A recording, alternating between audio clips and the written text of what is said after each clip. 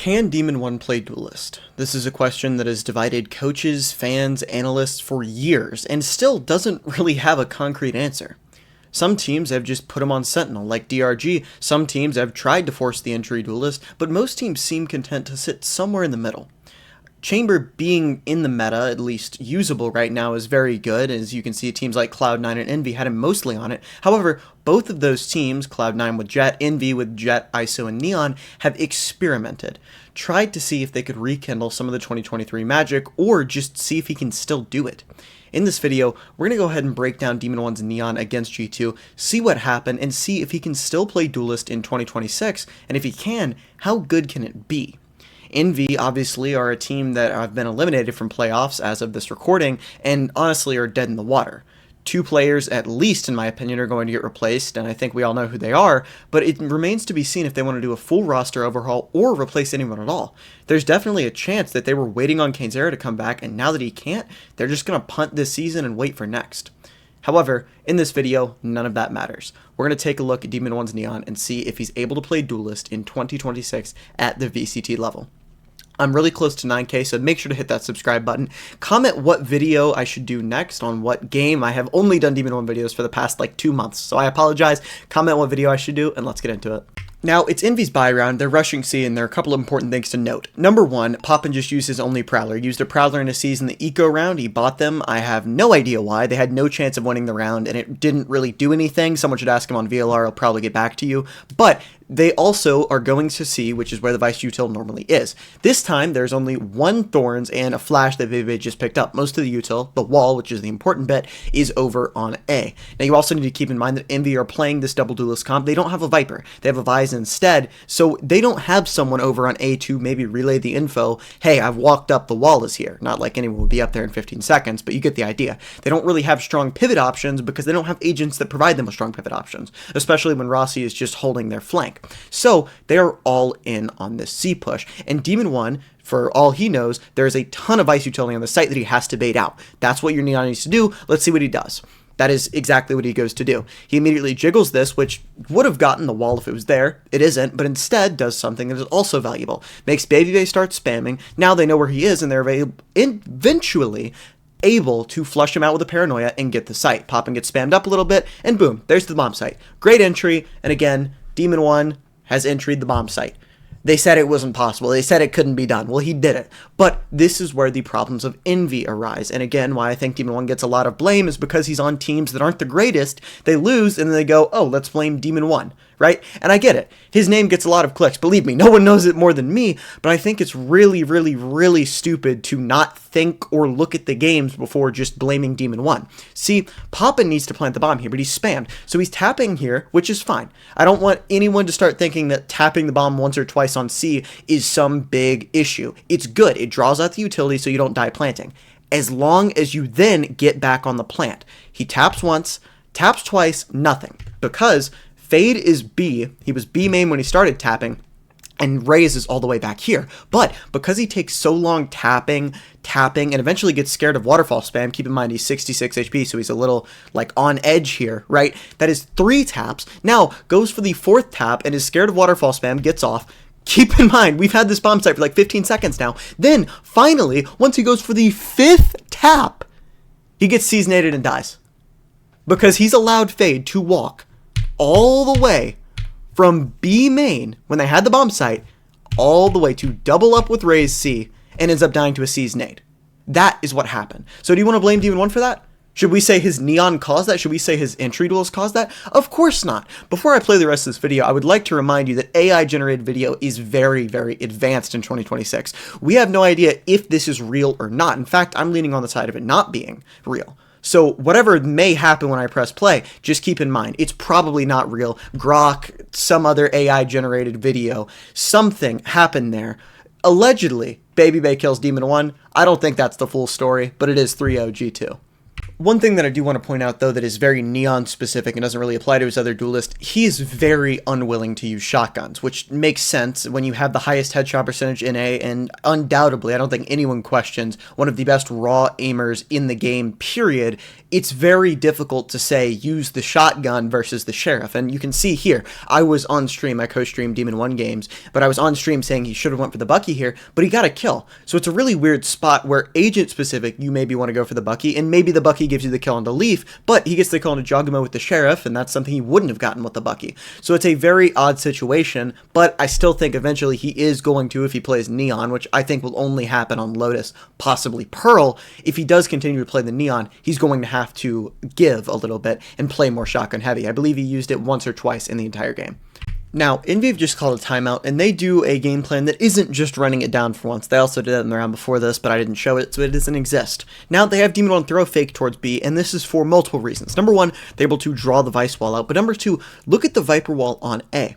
See, Envy don't have their own Viper, so they have to use this Viper wall to be able to cross to Rubble. As you see here, Rossi uses it while it's up because they're scared of the fake being thrown. It gets out the wall and the thorns on the ground. Baby normally keeps one in his pocket here, which I really like. If you're a Sentinel player on Vice, you should definitely consider it. It's really nice to have on the fly. You can use it with KJ as well. It's really nice. But this wall allows Rossi to cross back over to A, so then Envy can pivot back into A here. Demon1 has done his job. He put the wall up, jiggled their wall out, got the thorns out. He's done great. But he's about to use a really good stun here back on A. Once they go A and get this for Baby, most people, once they realize Baby is here, is just going to stun this. That's all they're going to do. They're going to try and stun him. Maybe it rebounds and stuns the team. Maybe it does all this stuff. But that's not what Demon1 does. See, he stuns off Valen here after this flash. I don't even think he saw him, but he knows this flash means a peek from this angle. So he isolates the fight against Baby with this stun, forcing Valen to back off. Now, unfortunately, this does not go as planned because Trent just smoke spams and kills him and all that. But this was a really good play by Demon1, and you just cannot stop smoke spam from happening. It's simply impossible. It also shows growth. See, he had a really big problem, especially back in the NRG and Lev days. When he was on Entry Duelist, he would have a lot of first deaths. This game, he only had 2, and that was one of them.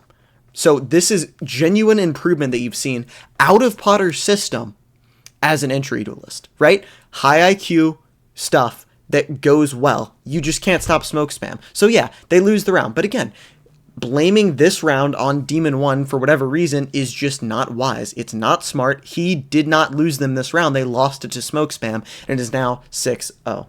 This round encapsulates Demon1 on Duelist perfectly, but there's also something I forgot to mention, which is that Envy's comms are very hectic. If you get the chance to listen into them on a stream, you'll hear them. They are loud, they are yelling, they are almost contradicting each other in a lot of spots, and this is something that you need to take note of in your ranked games, in your Premier games. You do not need to be yelling everything. Once I started taking Premier a little bit more seriously, this is the first thing we focused on. You don't need to be going, to me, guys.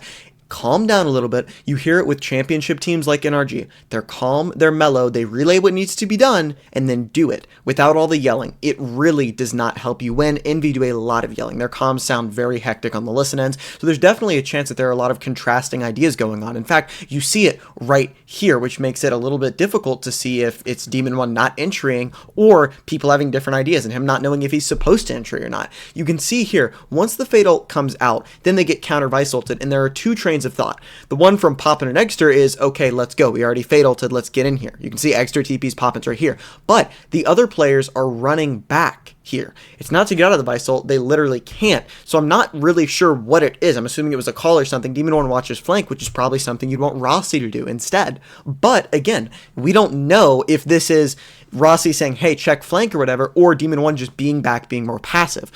I think, full disclosure, he should be in here with Kesnet. That's the entire point of this explosive double duelist comp. He needs to be up and in here so they can have that aggressive pairing that the comp is built around. You lose a lot of the pivot options without a Viper, so you can do that. But he comes in late. So once they actually get all the fights, all the trades done, 3v3, once he's finally on the site, Extra's able to get a kill to make it a 2v3, but Poppin ends up dying to this flank here from Jogamo. You'll see here that Demon1 is on an angle where he can't really do anything about it. It's not necessarily his fault at all. You don't want to be too wide looking flank. He just isn't able to do anything. But like I said, this completely encapsulates the Demon1 Duelist experience. So while Eggster plants, Demon1 goes and looks for a fight. Eggster finds the opponent, and Demon1 1v2s on the entry Duelist.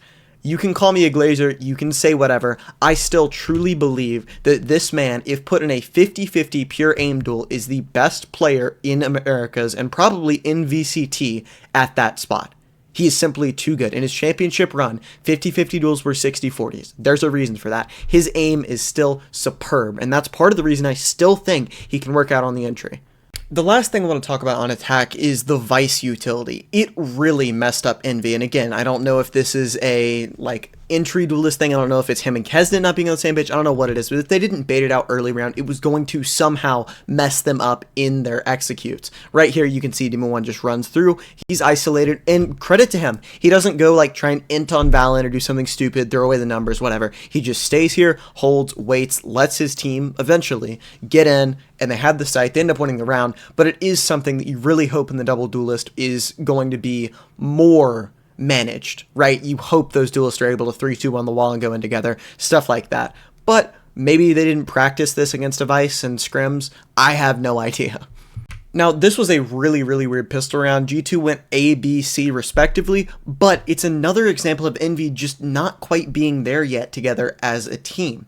You could put this still, I guess, on Demon1 being kind of a late addition to the team, but at this point, you had the entire 2 months in between kickoff and stage 1 for that. I think the excuse is over. They just are not on the same page. Right here, it starts out well. Kesnet gets this kill, Demon1's able to trade Poppin, but then right here, and by the way, this is why I do think there is a little bit of a redeeming quality in Eggster. And don't get me wrong, I think he should be off the team. I think him and Poppin, if they don't want to let Poppin RGL again, should be cut after stage 1. You should get the best tier 2 player available or tier 1, I don't even care, just someone else. But if you were to keep one of them and you don't want to let Poppin IGL, I think Eggster seriously does hurt his stats by jumping for his teammates. Don't get me wrong, it's something that is good if you're able to do it efficiently. For example, G2 are a team that immediately come to mind. They're a team that can jump for their teammates like no one else. It's had a few moments where, yeah, they've lost clutches or whatever because the spacing was off, but generally it works for them. It's something that I think top-level teams do at a really high level, and it is, in my opinion, a skill gap.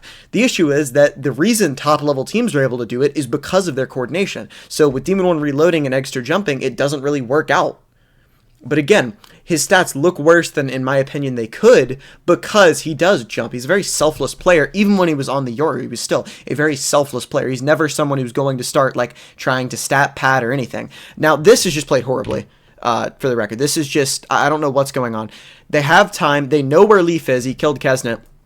And I don't know why we didn't tap. I don't know why Demon1 didn't get off after sticking half. I don't know any of this stuff. I don't know why. And again, that's one thing that's really weird about trying to analyze individual players' decision-making versus an entire team. If I was talking about just Envy as a whole, I would say this is stupid, right?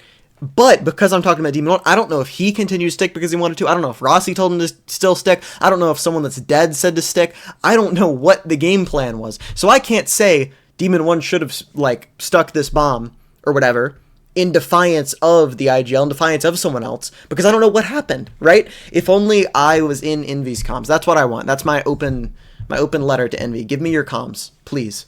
I promise if I leak them, you won't do worse.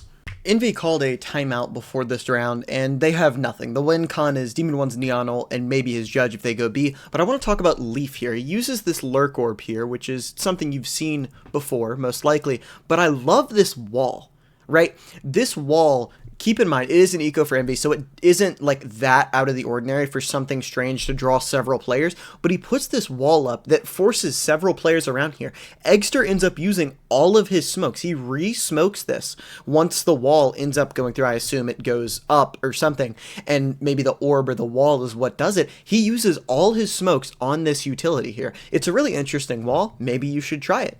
But once Demon1 starts realizing, all right, they're coming A, they don't pivot into B, they go in, they dog it, and then they end up fade ulting towards A. There's no one on site. His Neon ult is like nothing I've ever seen before. I don't think anyone Neon ults like him. Generally, when people Neon ult, they take advantage of the fact that you're accurate while moving, and you can move. They move wide, they draw people's crosshairs.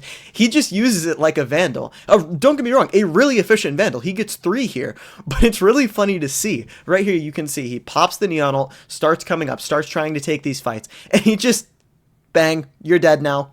Bang, you're dead now. He does like a little bit of strafing, but he doesn't do any of like the wider movements that you maybe normally see. It's really funny to see. Don't get me wrong, Envy still lose the round, right? It's a 4v2, but they don't know where everyone is. Once they kind of start to get the memo, okay, people are towards tree, they just do like a really weird fight. I think they should push to the smoke, but at this point, it wouldn't have mattered. The game was already lost. But that's all we have today. I think, and I truly believe in my heart of hearts, no glaze, Demon1 can be an entry duelist in VCT. However, with Envy in their current form, I think it's better to leave him on Chamber and hope to God he's able to drop 30 or 40, maybe the occasional Jet game. However, I don't think Envy are going to be in their current state for long. I think there are definitely some players who are on the outs. Let me know what you think in the comments below. Make sure to tell me what video I should make next, what game I should make it on, all that stuff, and I'll see you guys next time. Make sure to subscribe. Peace.